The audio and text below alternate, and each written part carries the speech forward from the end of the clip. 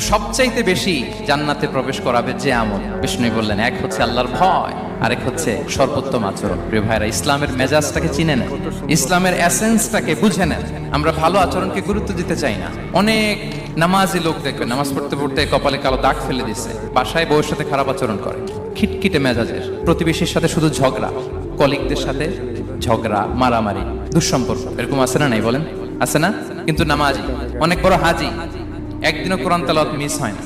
তো এত আবাদত করেও সে ইসলামের আসল এসেন্সটাকে ধরতে পারেন।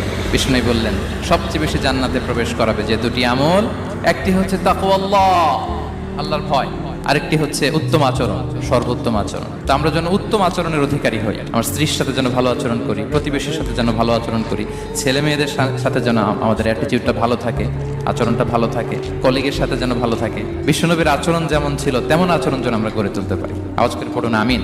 শুনানে আবু দাউদের এক